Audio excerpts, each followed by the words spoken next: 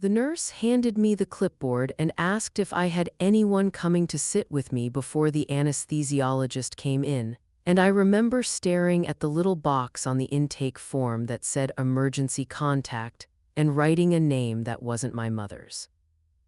My hand was shaking a little, not from fear of the surgery, but because I'd just gotten off the phone with my mother 20 minutes earlier, and her last words to me, spoken in that flat, irritated tone she used whenever I inconvenienced her, were, "Well, I hope you know this is going to be all anyone talks about at the reunion. Your timing has never been great, Rachel, but this really takes the cake." I sat there in a hospital gown that smelled like bleach and starch, my bare legs cold against the vinyl of the pre-op bed, and I laughed, actually laughed. A short, ugly sound that surprised even me because it was either that or cry, and I had promised myself in the parking garage that I would not cry over these people anymore.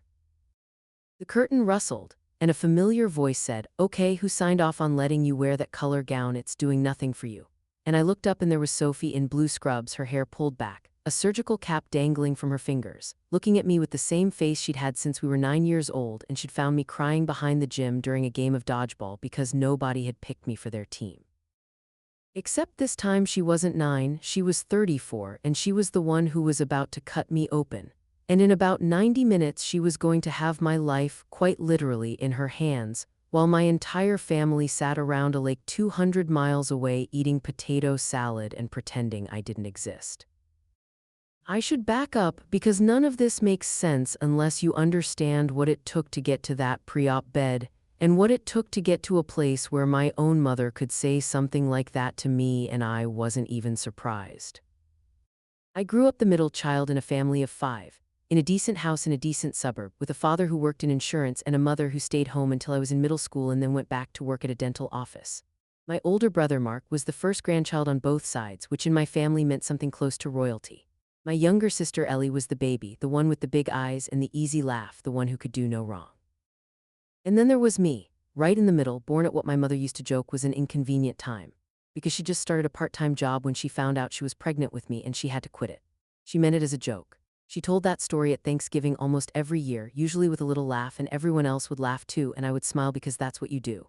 But somewhere around age 11 I stopped finding it funny and started wondering if she really did. It's hard to explain the specific shape of being the overlooked child because it's rarely one big thing. It's never a single dramatic betrayal you can point to and say, "There, that's where it started." It's smaller than that. It's your mother remembering your brother's science fair project down to the smallest detail years later but forgetting you were even in a school play. It's your father showing up 40 minutes late to your middle school graduation because your sister had a dance recital that ran long, and him not apologizing, just finding a seat in the back and clapping when your name was called, like that erased the 40 minutes. It's the photo albums, which I actually went looking through once when I was maybe 15, homesick from school with nothing to do, and I counted, out of boredom and a growing unease I couldn't yet name, how many pictures there were of each of us in the first 5 years of our lives. Mark had 4 albums. Ellie had 3.5, I had 1, and it wasn't even full. My parents would have told you if you'd asked them that they loved all 3 of us equally, and I believe that they believed that. I don't think either of them ever sat down and decided to love me less. I think it was quieter and sadder than that. I think I was just easy. I didn't have Mark's temper that needed managing, so nobody had to develop a special way of talking to me. I didn't have Ellie's charm that lit up a room and made people want to fuss over her, so nobody developed a habit of fussing over me. I did fine in school, I didn't get into trouble. I had 1 or 2 close friends instead of a wide circle, and somewhere along the way, being the child who required no maintenance became the same thing in my house as being the child who required no attention. I want to be clear that I'm not telling you this to make you feel sorry for a lonely kid. I'm telling you because you need to understand what 19 years of that does to a person's expectations.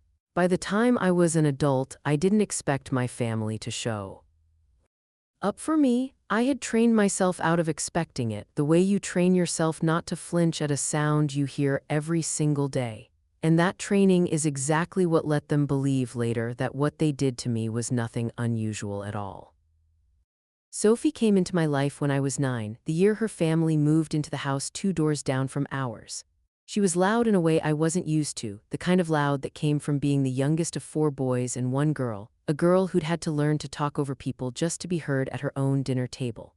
We were opposites in almost every way, and somehow that made us fit. She was fierce, protective, the kind of kid who would get in actual physical altercations on my behalf if someone was cruel to me, while I was the one who talked her down afterward and helped her write the apology note to the principal. Her house was chaos, but it was warm chaos. Her mother, Teresa, cooked too much food on purpose and always set an extra plate in case, and more nights than I can count, that extra plate was mine. I did homework at their kitchen table more than I did it at my own. I have a clearer memory of Sophie Chen asking me how my day was and actually waiting for the answer than I do of my own mother doing the same thing, and that's not an exaggeration for effect.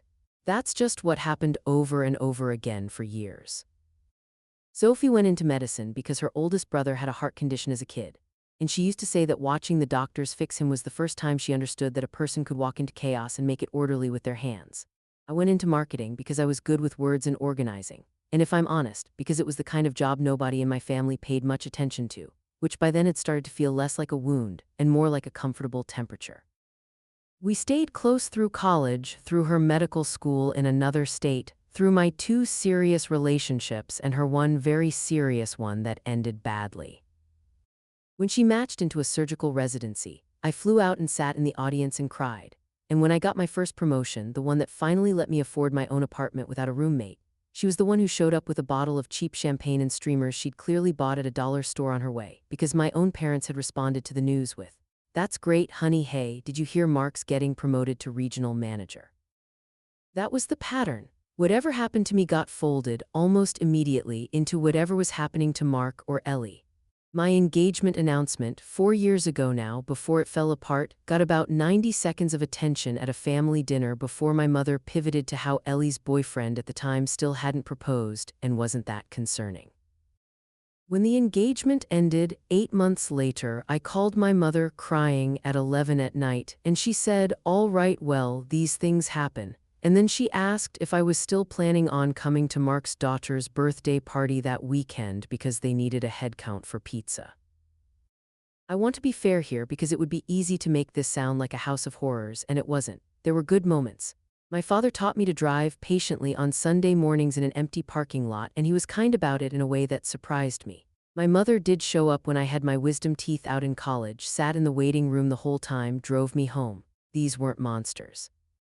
They were just people who had, somewhere along the way, developed an emotional accounting system where my needs were categorized as optional line items, the kind you could push to next quarter, while Mark's and Ellie's were treated as fixed costs. And I think what made it worse, not better, was that they weren't monsters, because if they'd been monsters, I could have written them off cleanly. Instead, I spent years in this exhausting loop of almost, where they'd do just enough to make me doubt my own read on the situation, and I'd recommit to the relationship, and then something would happen that reminded me exactly where I stood. The reunion had been on the calendar for almost a year before any of this happened. It was my grandmother's 90th birthday, and my Aunt Carol, my mother's sister, had been planning it since the previous spring. Every branch of the family was flying or driving in from wherever they'd scattered to.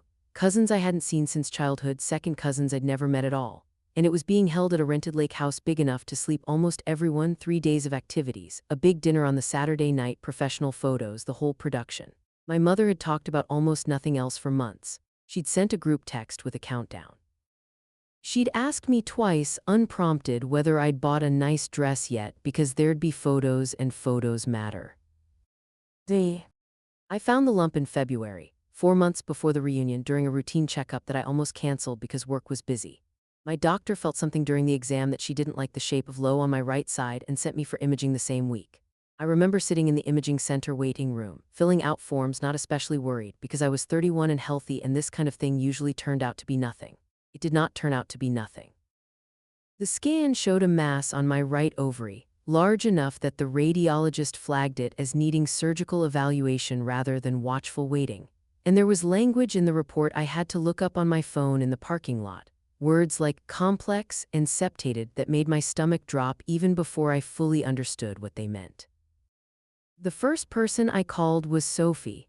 Not because she was an ovarian surgeon, she wasn't. Her specialty was general surgery with a focus in oncologic cases, but because she was the person I called when the ground moved under me, the way I had since I was 9 years old. She was at work, but she called me back within the hour, and I could hear her walking somewhere, her voice low and focused in the particular way it got when she switched from friend mode into doctor mode, which she did seamlessly and without me even asking. She asked me to send her the imaging report. She read it while I sat on my kitchen floor with my back against the cabinets. And then she said in a voice that was gentle but didn't sugarcoat anything, because that was never her way with me, "Okay. I want you to see a gynecologic oncologist, not just a regular OB. I know one at my hospital who's excellent. I've scrubbed in with her. I trust her completely. I'm going to call her myself today." That was Sophie. She didn't tell me it was probably nothing, the way people do when they want to make you feel better in the moment and don't have to live with being wrong later. She told me the truth, and then she used every resource she had to make sure I got the best possible care, and she did it within an hour of finding out, on a day she wasn't even working my case on top of her own 12-hour shift. The specialist, Dr. Ann Ockafer, saw me 8 days later. She was calm and thorough, and she explained that while a lot of ovarian masses like mine turned out to be benign, this one had features on the scan that couldn't be fully assessed without surgery, and given the size, it needed to come out regardless of whether it turned out to be cancer, both because of the risk of the mass twisting the ovary, which was a surgical emergency if it happened, and because there was no way to rule out malignancy without pathology. She recommended surgery within 4 to 6 weeks. Not urgent in the sense of an ambulance, she was careful to say, but not something to push off for months, either. She used the phrase narrow window more than once, and she looked at me directly when she said that waiting past that window meaningfully increased the risk of complications, including the possibility of the mass growing large enough to require a much more invasive surgery, or the ovary twisting on itself, which she described, not unkindly, as one of the more painful surgical emergencies a person can have. I called my mother that night. I remember exactly how I said it because I'd practiced it in my head on the drive home, trying to find a version of the sentence that wouldn't sound alarmist but would still convey how serious it actually was. I said, "Mom, I got some test results back and I have to have surgery in the next month or so.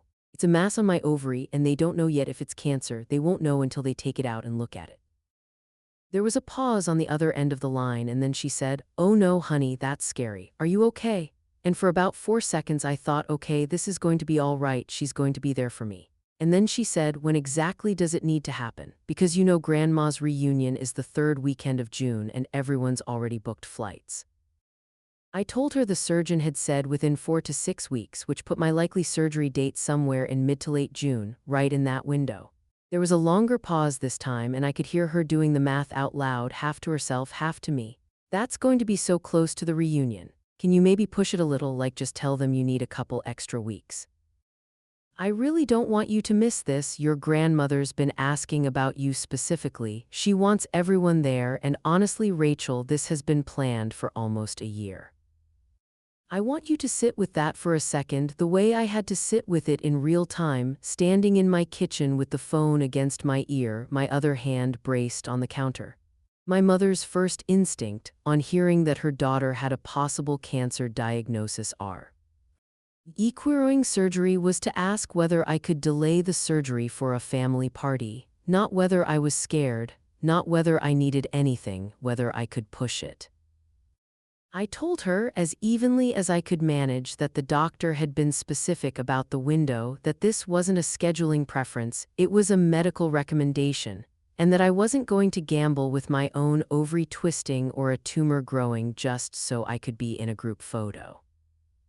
She said, "Well, of course, your health comes first," obviously in a tone that suggested she was saying the correct words without actually believing them. And then she said she had to go because dinner was burning, and we hung up.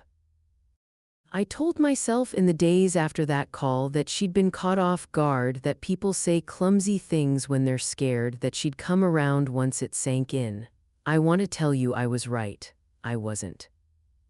Over the following weeks, as I scheduled the surgery for the 3rd Saturday of June, the exact weekend of the reunion, because that was the earliest date the surgical team had available within the window Dr. Ockafer recommended, my family's reaction calcified into something I can only describe as a slow, communal decision that my surgery was an inconvenience they resented, and that I was somehow responsible for managing their disappointment about it. My father called me a week later, and instead of asking how I was feeling about the upcoming surgery, he opened with, "So your mother tells me you're not coming to the reunion." I corrected him, told him it wasn't that I wasn't coming, it was that I was having surgery that day, surgery my doctor had said couldn't safely wait. He was quiet for a second and then said, "Couldn't they have scheduled it for the Monday after? I mean, you'd think a hospital could work around one weekend." I explained, again, patiently, the way you explain something to someone who genuinely does not seem to be absorbing it, that surgical scheduling doesn't work like restaurant reservations, that I'd taken the earliest available slot within a medically recommended window, and that even if I'd wanted to push it later for the reunion, doing so carried real risk. He said, "Well, it just seems like bad timing is all," and I remember standing in my bedroom with my hand pressed flat against my sternum because it genuinely felt like something in my chest had physically dropped. My sister Ellie called a few days after that, and I actually had a small flicker of hope when I saw her name on the screen, because Ellie and I, despite everything, had always had an easier relationship than I had with our parents. She'd been the baby, sure, but she'd also occasionally been the one who noticed when I was being overlooked and would say something quietly in private, even if she never made a scene about it in front of our parents. But this call wasn't that. She said, "So Mom's really upset about the reunion thing. Is there really no way you can move it?" I told her no, there wasn't, and I told her, a little more sharply than I intended, that I found it strange that the family's collective reaction to my possible cancer diagnosis was disappointment about a party. She sighed and said, "I mean, I get it, it's scary, but you know how Mom is, she's been planning this forever, and Grandma's 90, this might be the last time everyone's all together like this. Couldn't you just, I don't know, ask your doctor one more time?" I did not ask my doctor one more time.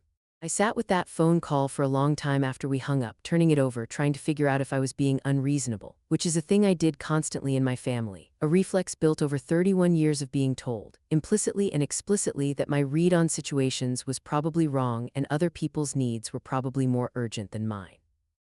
I called Sophie that night and told her everything, the whole string of conversations, and she was quiet on the other end of the line for a moment. And then she said in a voice that had an edge to it I rarely heard from her, "Rachel, you are not being unreasonable. You have a mass that could twist your ovary or could be cancer, and your family is mad about a lake house weekend. Say that sentence out loud to yourself and tell me if it sounds unreasonable." It didn't. It sounded, when I said it out loud, exactly as insane as it actually was.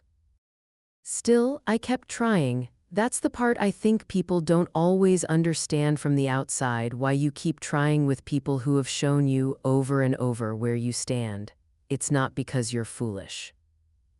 It's because some part of you keeps believing that this time will be the exception, that surely, a possible cancer diagnosis is the line even they won't cross. And every time that hope gets disappointed, it costs you something. But you keep paying it because the alternative, accepting that your own parents will not show up for the scariest thing that's ever happened to you, is a grief so large you'd rather keep hoping than face it.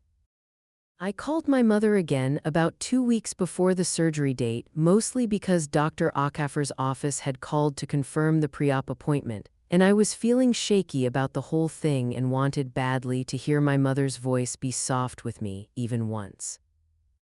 I told her the pre-op appointment had gone fine, that they'd want me at the hospital at 6 in the morning on surgery day, that the procedure itself would take a few hours and I'd likely be in recovery for a couple more after that, and that I was scared, actually scared, in a way I hadn't let myself say out loud to her before.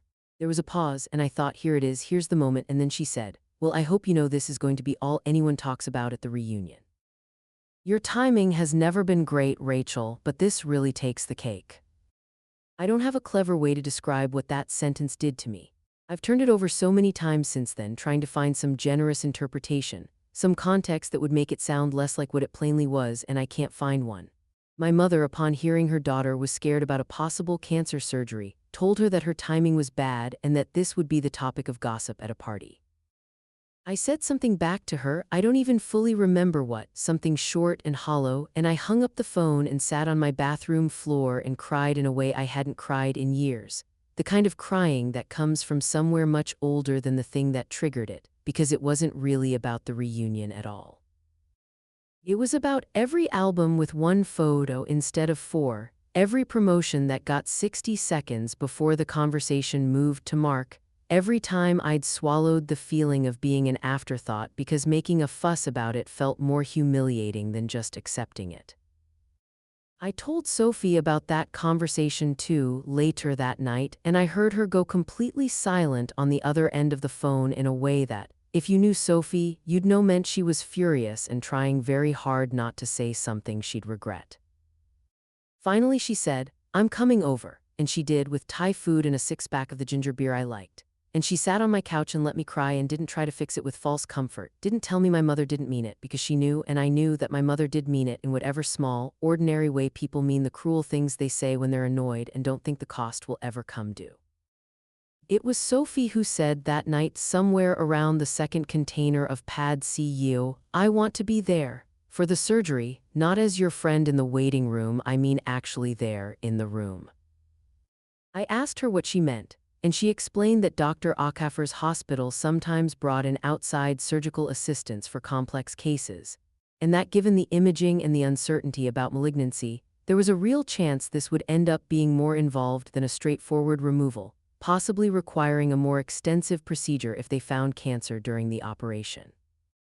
She said she was going to call Dr. Akaffer herself, surgeon to surgeon, and asked to be looped in, both because of her oncologic surgery background and she said this part very simply without any drama in her voice at all, "Because you're my family, Rachel, you've been my family since we were 9.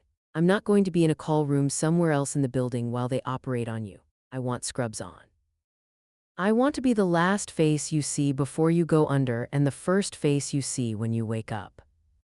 I want to tell you," I said something eloquent back to her. I didn't. I just cried harder and she held my hand across the coffee table, and that was that. In the 2 weeks between that night and the surgery, my family's behavior didn't improve, it hardened. My mother sent a group text, the family group chat that had my parents Mark, Ellie, and me in it, laying out the reunion itinerary in detail, arrival times, the Friday night barbecue, the Saturday photo session at 11 in the morning, the big dinner Saturday night, a Sunday brunch before people flew out. She tagged everyone's name next to their arrival time. Next to mine, she'd written, "Rachel TBD surgery conflict," with a little frowning emoji, as if my surgery were a scheduling quirk on par with a delayed flight rather than a possible cancer operation. Mark responded in the group chat with, "Bummer, hope it goes okay," and then 3 messages later, a photo of the fishing gear he'd bought for the trip. Ellie sent me a private message separately, not in the group chat, that said, "I'm sorry, I really am. I told them they were being weird about it, but you know how they get," which was true, and also, I noted, not the same as actually standing up for me in the group where it might have mattered. 10 days before the surgery, my Aunt Carol, my mother's sister, the one organizing the whole event, called me directly, and I actually let myself hope again, because Aunt Carol had always struck me as a warmer, more grounded presence than my mother, less caught up in appearances. She started off kindly enough, asked how I was feeling, and I told her honestly that I was scared, and she made sympathetic noises, and then she said, "I know your mom's been stressed about the reunion numbers. We've got the caterer locked in based on a head count. And well, I know this is probably the last thing you want to think about right now, but is there any chance you could send someone in your place? Or if the surgery goes okay, maybe you could come to the Sunday brunch at least. Even if you missed the main day," I told her as gently as I could, given that I was fighting back tears, that I would be in a hospital bed recovering from major abdominal surgery on the Sunday, possibly still not knowing whether I had cancer, and that no, I would not be attending brunch.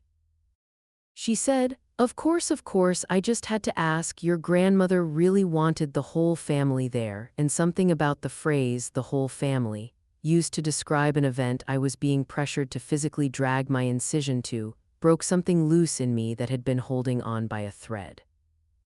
I called Dr. Akaffer's office the next day and asked, point blank, whether there was any flexibility on the date at all, not because I wanted to move it for the reunion, but because some small, exhausted part of me wanted the decision taken out of my hands, wanted a doctor to just tell me no, absolutely not, in a way my family couldn't argue with. The scheduling nurse checked and told me there was an earlier slot 4 days sooner if I wanted it, but nothing later within the window Dr. Akaffer had recommended. I took a full minute of silence on that call, and then I said, "No, I'll keep the original date," and I hung up, and I understood in that moment, with a clarity that felt almost peaceful, that I was not going to spend the 2 remaining weeks of my life before this surgery trying to make my family comfortable with my own health crisis. If they wanted to be at a lake house eating potato salad while I was under anesthesia, that was a choice they were making, and it was theirs to live with, not mine to prevent. That decision, small as it sounds, was the actual turning point, though I didn't fully understand its size until much later. Because up until that phone call, some part of me had still been performing accommodation, still trying to shrink my crisis down to a size my family could tolerate without complaint. And in that moment, sitting alone in my apartment with the scheduling nurse's voice still in my ear, I stopped. I didn't announce it to anyone. I didn't send an angry text to the family group chat, which is honestly what I wanted to do more than almost anything. I just quietly, internally, stopped trying to make my cancer scare convenient for other people, and I started instead building the life and the people I actually needed around me for what was coming. The week before the surgery, I did something I'd never done before in my adult life, which was ask for help directly and specifically from people outside my family and let myself receive it without minimizing it. I told my manager at work the full situation, and she rearranged my caseload without me having to ask twice and told me to take whatever time I needed, no negotiating. I told my 2 closest friends outside of Sophie, Priya, and Devin, and they organized, without me even asking, a small rotation of meals to be dropped off at my apartment for the 2 weeks after surgery, because Sophie had told them with typical bluntness that I'd need help and my family wasn't going to provide it. I let Priya drive me to my final pre-op appointment because I was too anxious to drive myself, and I remember sitting in her passenger seat, watching the strip malls go by, thinking this is what it's supposed to feel like. This ordinary kindness is what it's supposed to feel like when people love you. And I am 31 years old, and this is the first time I've fully understood the difference between that and what I grew up with. And Sophie, true to her word, called Dr. Akafer personally. I wasn't on that call, but Sophie told me about it afterward. Said she'd explained the situation honestly, professional to professional, that her closest friend had a complex mass with uncertain pathology and essentially no family support showing up for the procedure, and that she wanted to be scrubbed in whatever capacity made sense given her surgical background, both to provide an additional set of experienced hands if the case turned out to be more complicated than expected. And to be a presence I trusted in the room. Dr. Akafer apparently didn't hesitate. She told Sophie that given the imaging uncertainty, having an oncologic surgeon available to assist was actually good clinical practice regardless of the personal relationship, and that she'd loop her informally as a consulting assistant on the case. So it wasn't just an emotional gesture. It was real, medically sound, and it was also unmistakably an act of love that my own parents never once offered. The days leading up to the surgery blurred together in a strange, syrupy way, the way I imagine time does for people right before any major life event that they can't fully picture the other side of. I remember packing a small bag for the hospital, the kind of bag you're told to pack, loose clothes, phone charger, chapstick, and folding a sweatshirt into it, and thinking about how, if this were a different family, my mother would have been the one packing this bag with me, fussing over which socks were comfiest, the way I'd seen other mothers do for their daughters. Instead, it was Priya who sat on my bed and helped me pack, cracking jokes to keep me from spiraling, and it was Sophie who texted me a checklist at 11 that night that just said, "Don't eat or drink anything after midnight. I will actually cancel the surgery myself if you sneak a snack. I know you, don't test me," which made me laugh for the first time in days. The morning of the surgery, I drove myself to the hospital at 5:30 in the morning alone in the dark, because Priya had offered to come but had a flight for a work trip she couldn't move, and Devin had offered too, but I told him honestly that I needed the quiet of the drive to gather myself. And he understood and told me he'd be at the hospital the second visiting hours started after I was out of recovery. I checked in at the front desk, and a volunteer walked me back to pre-op, and that's where I was sitting in that thin gown filling out that intake form when I wrote Sophie's name in the emergency contact box instead of my mother's, because it was simply, plainly, the truth of who my emergency contact actually was. That's when Sophie pulled the curtain back, scrubs on, and made the joke about the gown, and I want to tell you honestly that in that moment, something in my chest that had been clenched for weeks finally loosened. She sat on the little stool next to the bed and held my hand and walked me through, in plain language, exactly what was going to happen, not because I hadn't already heard it from Dr. Akaffer, but because hearing it from her in her voice made it feel survivable in a way it hadn't fully felt before.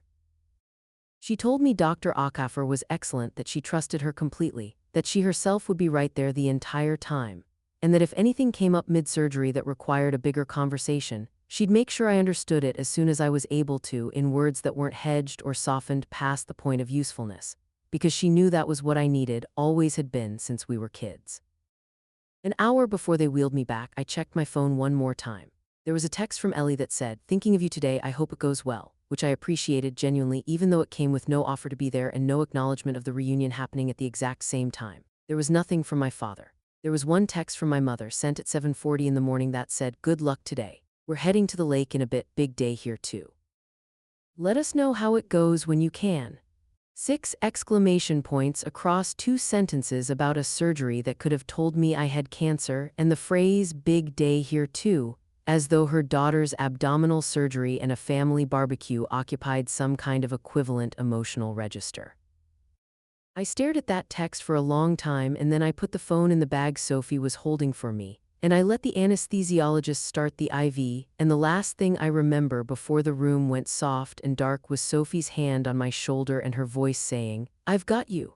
I've had you since we were 9, and I've got you now. Go to sleep."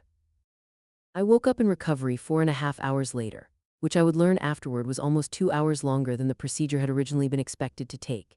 And the first face I saw, exactly as she'd promised, was Sophie's, still in scrubs, her cap off now, her hair damp at the edges from being under a surgical cap for hours, sitting in the chair beside my bed instead of wherever she was supposed to be resting after standing in an OR half the day.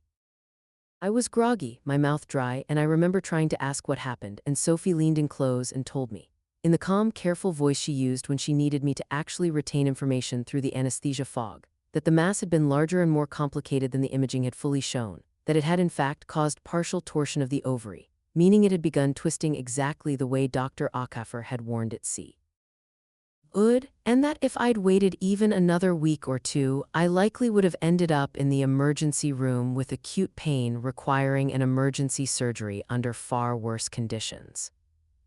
She told me they'd removed the mass along with the affected ovary, that they'd sent everything to pathology, and that we wouldn't have final results on malignancy for several days. But that visually in the OR, things had looked more consistent with a benign but atypical growth than with cancer, though she was careful, even in my drugged state, not to promise me anything the pathology hadn't confirmed yet. She told me Dr. Akaffer had done excellent, careful work, and that she herself had assisted directly on the more delicate portion of the dissection because of how close the mass had grown to a major vessel, something that hadn't been fully clear on imaging and had only become apparent once they were inside. In other words, my family's bad timing surgery had turned out to be closer to a medical emergency than any of them understood, and the friend they had treated for years as a footnote in my life had been the one standing over me with a scalpel, in a moment that quite plausibly saved me from a much worse outcome. I want to sit for a second on the low point, because I think it's important not to skip past it, the way people sometimes do when they're telling stories that end well. The low point wasn't the surgery itself. It was later that night, once the anesthesia had worn off enough for me to be fully present in my body and my situation, lying in a hospital room by myself while Sophie had finally, at my insistence, gone home to shower and sleep for a few hours before coming back. I remember the particular quality of hospital quiet at 11 at night, the hallway sounds muffled, the IV pump ticking, the window showing nothing but the reflection of the room because it was fully dark outside. I picked up my phone and saw a handful of texts, and I remember scrolling through them with a strange, hollowed-out feeling, because none of them were what I needed them to be. There was a photo in the family group chat, sent around 8 that evening, of the whole extended family gathered on the dock at sunset for the reunion's first big group shot. Dozens of people, my parents front and center, my grandmother in a wheelchair with a party hat someone had put on her, everyone smiling, the lake gold and pink behind them. My mother had captioned it, "Missing a few but so grateful for everyone who could make it. Missing a few." I read that phrase probably 15 times, lying in that hospital bed with a fresh incision under my gown, a tube still taped to my hand, my body still catching up to the fact that it had just been operated on for hours, and I felt something that wasn't quite anger and wasn't quite grief but was some exhausted, aching combination of both. I wasn't a few. I was a daughter who had needed her mother during a health scare and had instead gotten a caption on a group photo that treated my absence as an unfortunate scheduling gap rather than a fact about how she'd chosen to spend that day. I put the phone face down on the blanket and I cried quietly in that dark hospital room, in the particular way you cry when you're too tired and too sore to really sob, when it just leaks out of you instead. And I let myself feel fully, for maybe the first time in my life, how profoundly alone I had been made to feel by the people who were supposed to be the safest place in the world for me. I didn't try to talk myself out of it or minimize it that night. I let it be as bad as it actually was. And then, somewhere in the middle of that, my phone buzzed again, and it wasn't family, it was Sophie, who apparently hadn't managed to actually sleep, texting from her own bed to check on me one more time before she tried again, and her message said, "Can't sleep, kept thinking about you, how are you feeling, be honest." And I texted back, "Honestly, not great, saw a photo from the reunion, feeling pretty alone tonight." And within 11 minutes, 11. I know because I looked at the timestamp later, there was a knock on my hospital room door, and it was Sophie again, in sweatpants this time instead of scrubs, hair down, carrying a gas station bag with ginger ale and the specific brand of saltines I liked, having driven back to the hospital at close to midnight rather than let me sit alone with that feeling. She didn't say anything profound. She didn't tell me my family would come around or that they loved me in their own way, all the things people say to smooth over a wound instead of actually tending to it. She just pulled the chair up next to my bed, put her hand over mine, the one without the IV, and sat with me while I cried, and eventually while I fell into an uneasy, medicated sleep. And when I woke up around 4 in the morning, she was still there, asleep herself now, slumped sideways in that terrible hospital chair, and something about seeing her there, uncomfortable and present, chosen family showing up in the exact way blood family hadn't, planted the seed of a decision I wouldn't fully articulate to myself for another few days, but that had already, quietly, started to take root. The pathology results came back 5 days later on a Thursday, while I was still recovering at home, mostly on my couch, with Priya's meal rotation keeping my fridge full and Sophie stopping by most evenings after her shifts to check my incision and make sure I was actually resting instead of trying to answer work emails, which she caught me doing twice and confiscated my laptop both times. Dr. Akafer called me herself with the results, and I remember gripping the phone so hard my knuckles went white. And she told me in a warm, steady voice that the mass had been benign, a rare but non-cancerous growth, and that with the affected ovary removed, there was no further treatment needed, just routine follow-up. I sat on my couch and cried again, but this time it was the good kind, the kind that comes from a weightlifting rather than settling in, and the first person I called wasn't my mother. It was Sophie, who picked up on the first ring even though I could hear the sounds of a hospital hallway behind her. And when I told her, she made a sound that was half laugh, half sob and said, "I knew it, I felt it in there, I told you."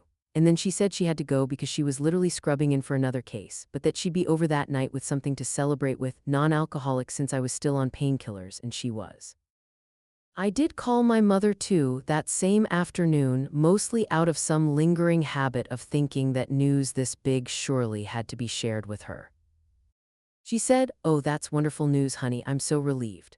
And I believe she was, in whatever limited way she was capable of being relieved about things that happened to me.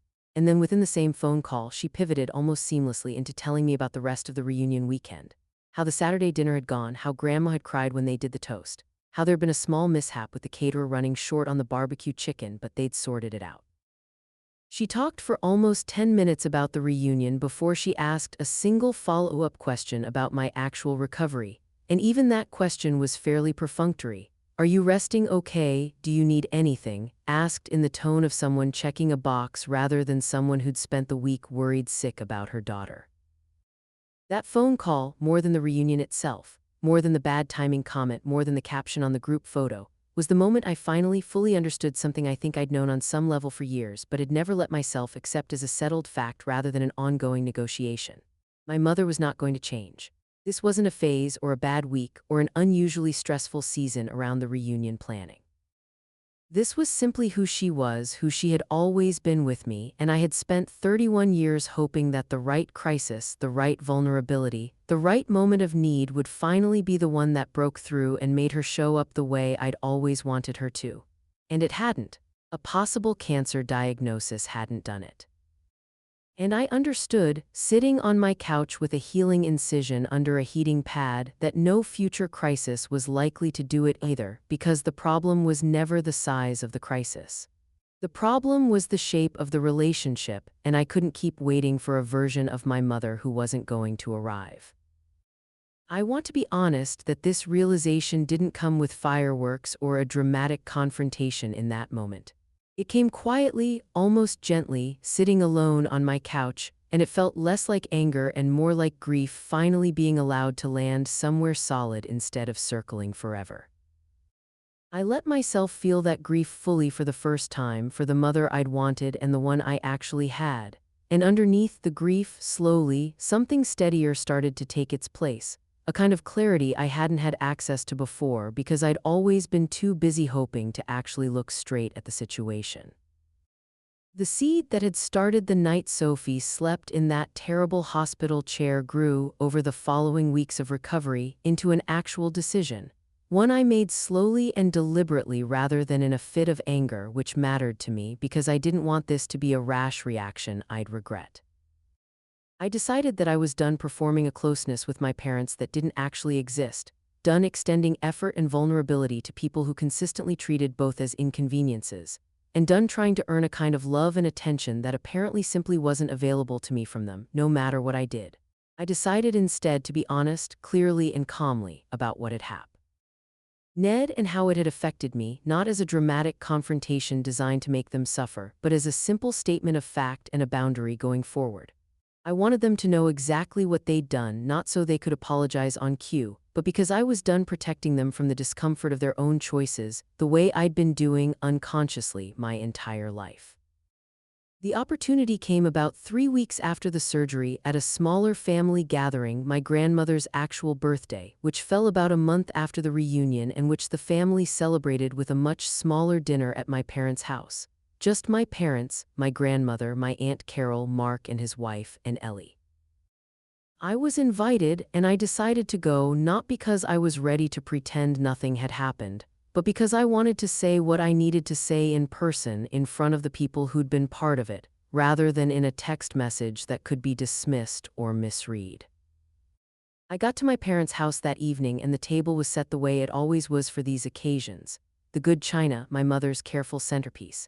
And there was a moment right when I walked in where my mother hugged me and said, "You look like you're healing up nicely," in a tone that suggested the whole surgery had been a minor cold rather than a procedure that had removed a partially twisted, atypical mass from my body.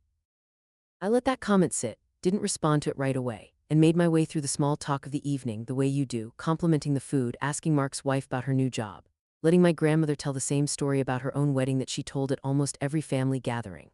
And I waited deliberately until we were all seated around the table with the meal mostly finished, because I wanted everyone present, not a private, easily deniable conversation in a kitchen corner. It was my grandmother, actually, who gave me the opening, though she had no idea she was doing it. She turned to me mid-dinner and said in her soft, slightly hoarse voice, "Rachel, honey, I was so sorry you couldn't make it to the reunion. I really did want the whole family there. Your mother said you had a scheduling conflict." A scheduling conflict. That was the phrase that had apparently made its way to my 90-year-old grandmother, sanitized and small, a scheduling conflict, as if I'd had a work trip come up rather than a surgery that had removed a mass in the process of twisting my ovary. I set my fork down and I looked at my grandmother, and then around the table at my parents, at Mark, at Ellie, and I said as calmly as I could manage, "It wasn't a scheduling conflict, Grandma. I had surgery that day. I had a mass on my ovary that turned out to be in the process of twisting, which the surgeon told me afterward could have become a medical emergency if I'd waited any longer. I didn't choose that date to miss the reunion. It was the earliest surgery slot within the window my doctor said was safe." My grandmother's face changed immediately, real concern flooding it, and she said, "Oh, Rachel, I had no idea it was that serious. Nobody told me that." And she looked pointedly at my mother, who had gone very still, her fork halfway to her mouth. My mother set her fork down and said, a little defensively, "We didn't want to worry Grandma with all the medical details. It's her birthday weekend. We just wanted to keep things positive." I said, and I remember my voice shaking slightly but staying level, "You didn't want to worry Grandma with the medical details. But you were fine with me finding out, from the group chat, that I was being described as one of a few people who couldn't make it. Like I'd skipped a barbecue because I was busy.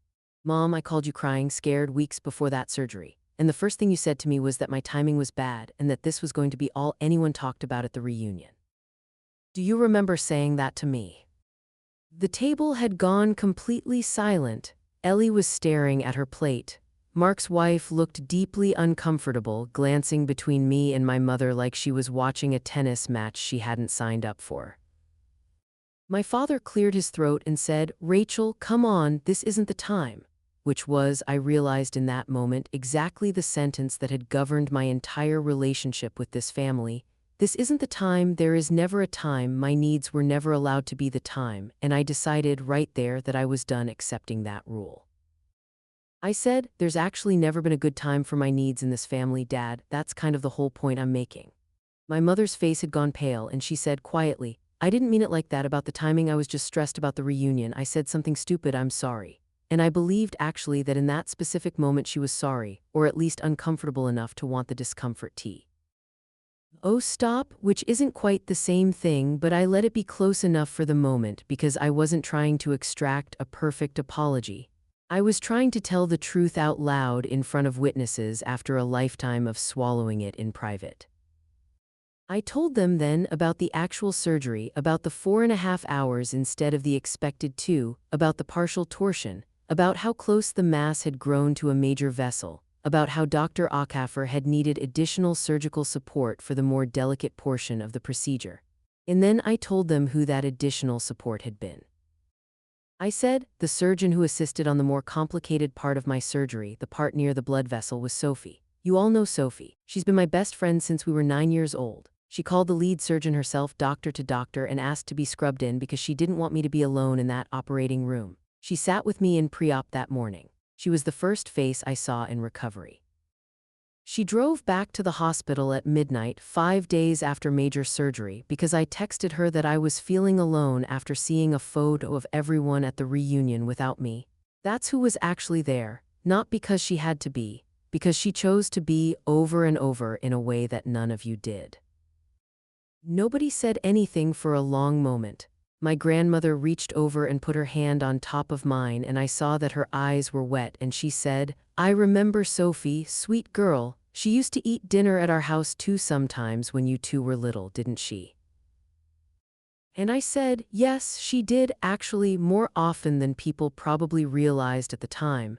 And I felt something loosen in my chest at my grandmother, at 90 years old, being the one person at that table who seemed to genuinely absorb what I was saying rather than deflect it.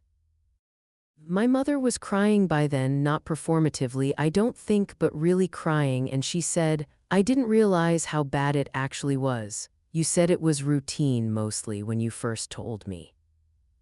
I told her, gently but firmly, that I had in fact told her it might be cancer, that the doctor had used the words narrow window and had explained the risk of the mass twisting, and that the information had always been available to her. She simply hadn't asked follow-up questions, hadn't wanted to know more than the minimum required to feel like she'd been informed.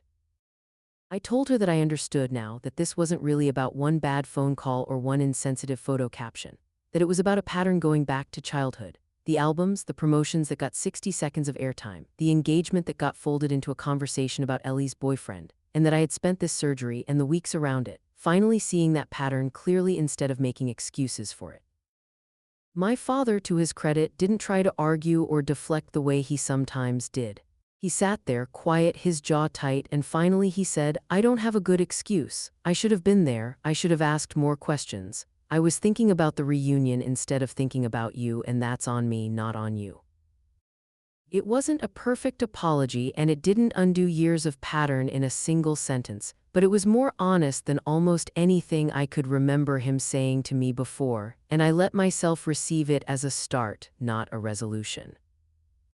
Ellie, later that night, caught me alone in the kitchen while I was getting my coat, and she said quietly, "I should have said something at the reunion. When people asked where you were and Mom said you had a scheduling thing, I knew that wasn't the whole truth and I didn't correct her. I'm sorry."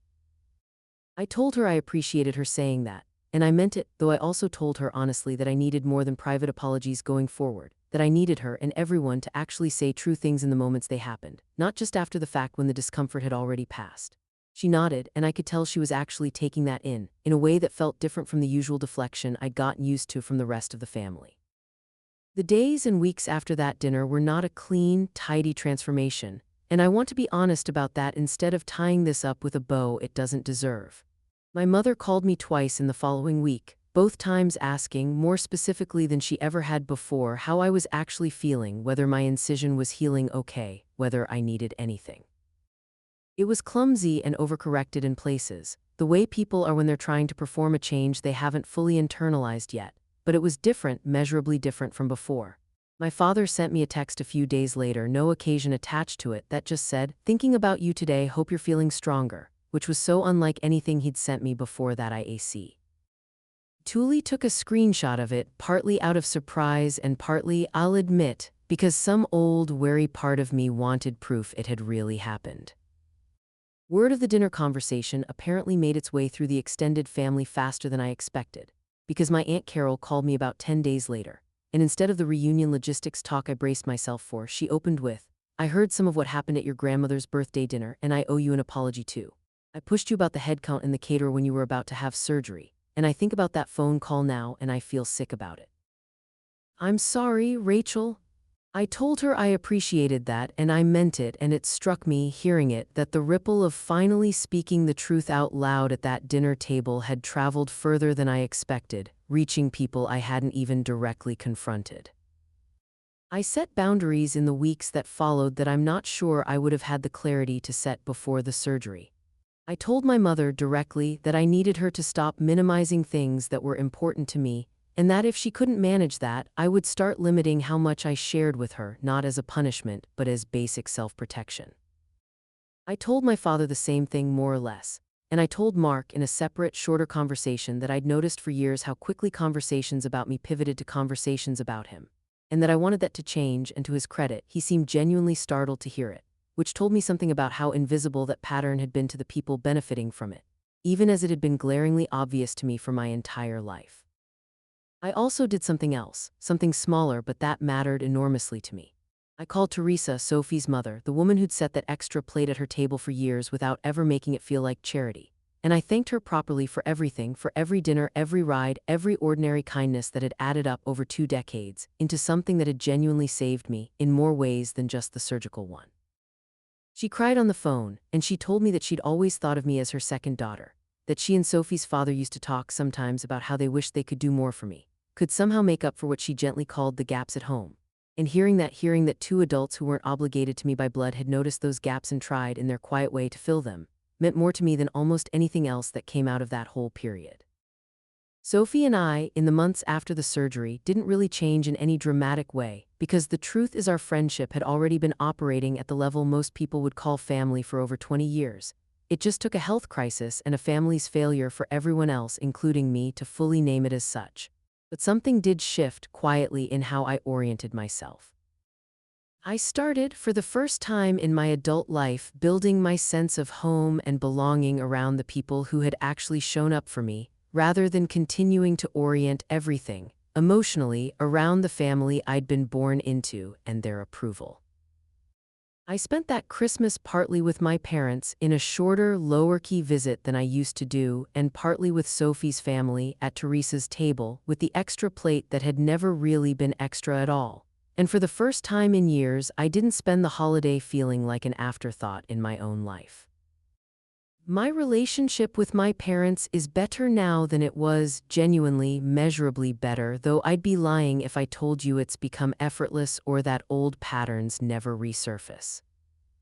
My mother still occasionally says something that reminds me of the old reflex, a comment that centers her own convenience before my needs, and when that happens now, instead of swallowing it the way I used to, I name it calmly in the moment, and more often than not, she catches herself and adjusts, which is its own kind of progress, slow and imperfect but real. My father has become, strangely, one of the people I talk to most honestly now, something I never would have predicted before that dinner, and I think the surgery and everything it forced into the open cracked something loose in him that had been sealed for a long time. I think about that pre-op room a lot, actually, more than I think about almost any other single memory from that year. I think about writing Sophie's name in the emergency contact box instead of my mother's, not as an act of rebellion, but simply as the truth, plainly stated on a form, of who actually showed up for me. I think about her pulling that curtain back in her scrubs, making a joke about my gown to keep me from spiraling into fear, exactly the way she'd talked me down from being picked last for dodgeball 25 years earlier, except this time the stakes were my life instead of a schoolyard game, and she showed up for both with the same unwavering, uncomplicated love. What I learned in the end wasn't really a lesson about my parents specifically, though I learned plenty about them too. What I learned was that family, the real kind, the kind that matters, isn't a fixed category assigned to you at birth. It's a pattern of behavior repeated and chosen over and over in the moments that actually cost something. My parents had 31 years to build that pattern with me and mostly failed to, not out of malice, I don't think, but out of a kind of casual, accumulated carelessness that somehow still ended up cutting as deep as cruelty would have. Sophie built that pattern with 9-year-old certainty and never once wavered from it. Through decades of ordinary life and one extraordinary morning in an operating room where she stood over me with a scalpel in her hand and made sure that the people who should have been there and weren't didn't get to be the reason anything went wrong. I still have the scar low on my right side, thin and pale now, nearly 2 years healed. I catch sight of it sometimes in the shower or getting dressed, and it doesn't make me think about the mass anymore or the torsion or even really about the fear I felt in that pre-op bed. It makes me think about the 2 texts that came in an hour apart on the morning of that surgery. My mother's, cheerful and 6 exclamation points wrong, and Sophie's, simple and exactly right, and how that scar ended up marking permanently on my own body.